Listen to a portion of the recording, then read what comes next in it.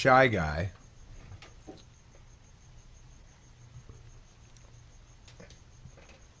I want to start a school where it's nothing but like extreme type biases, where I get non-ENTPs and all the learning they get is to try to force them, tell them that there's something wrong with them because they're not like an ENTP. All right, so you got a philosophy debate coming up at school, huh?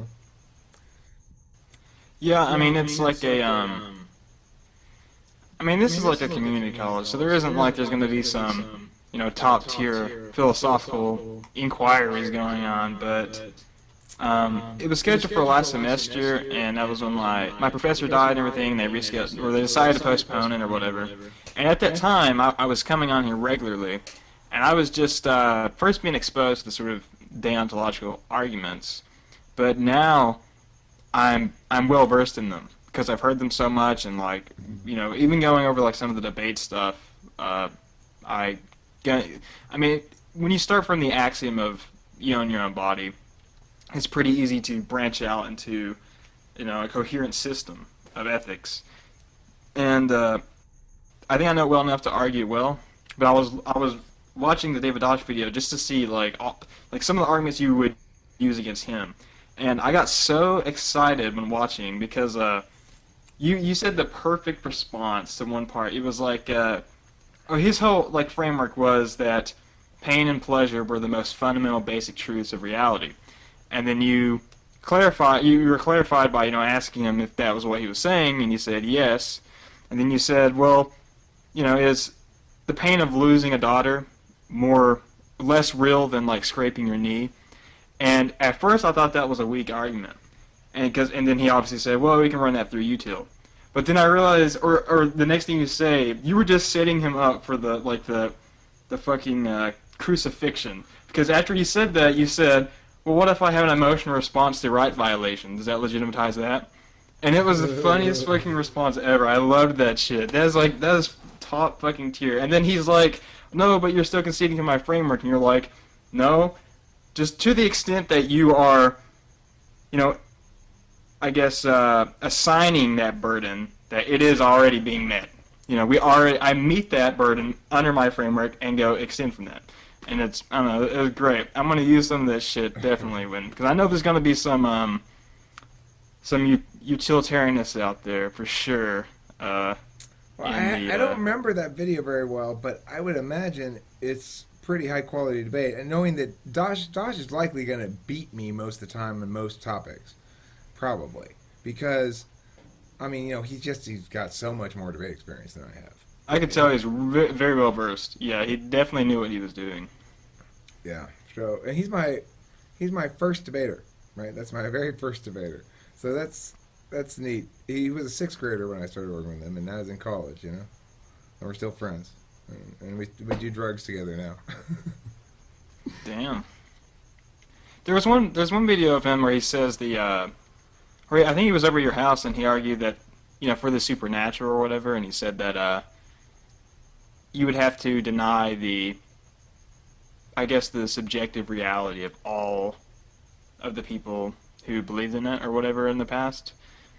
And I mean, I feel like you could use that argument for pretty much any like spiritual belief. I don't know. It was like I thought that was a weak argument, but no one argued it. Well, But I wonder what his response would have been. here's the thing. I think that it's a stronger argument than it first sounds because if you're only using it in defense of sightings-based things, okay, so like people who report seeing something paranormal or who report seeing something alien or unusual. Now, the argument is basically why is your perception as an individual analyzing another person's perception, why is your perception about their perception more reliable than their perception about the event they took part in? And you might argue that as a general rule, it's not going to be the case, but in these particular instances, you're looking at people making extraordinary claims.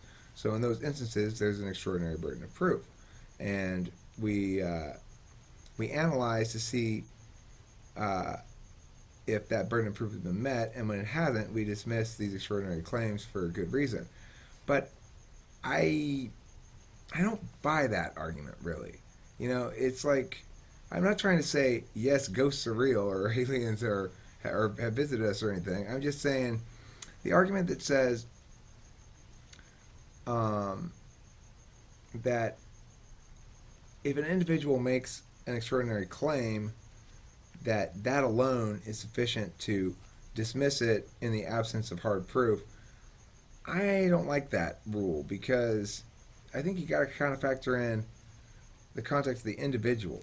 Like it depends who makes the claim, right? In that case, it's kind of you got an ad hominem thing going on. You got to figure out is the person who's making this claim somebody who's likely to hoax or make something up, or are they? I mean, and then you also have all these like camera things of weird lights in the sky and aliens and stuff like that. But I mean, the problem with all those arguments is, at the end of the day, either this thing is provable or it's not. And if it is provable, given the fact that billions of people have been looking for proof for it for such a long time, isn't that same argument get turned that way? It's like, okay, yeah, their observations in general ought to be more reliable than our perception about their observations. However, we know they're out there looking for proof. Billions of people, or millions anyway, for hundreds of years, and they never got anything that really thoroughly resolves the issue. So either it's unresolvable, or there's probably not any proof out there. Yeah, I would note that it's interesting and convenient that the extraterrestrials only appear to people in the deep south or something, or someone like. See, that's the weird thing is they don't necessarily. Did you see the recent footage from the St. Louis Ark? I haven't. There's this crazy fucking park footage showing these lights in the sky behaving as no human thing ever would, as far as I can tell, hovering like a helicopter or something. I mean, it's like night. They're lights. It could be like a drone, I suppose, maybe. I don't know, but the way it moves is really weird. And this is like public surveillance footage. It's not somebody got it on their phone. It's like. Is it that video that it like quickly like? It's it does a bunch of stuff. You should check it out. You should Google St. Louis Arc Lights 2016. It was in August. I think earlier in August this month, maybe. I mean, those kind of things trip me out. I'm not saying that it caused me to believe in aliens or anything, but it does cause me to believe that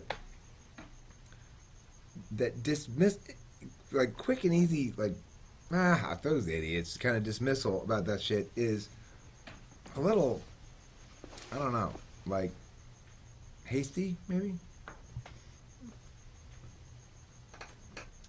or is it tasty?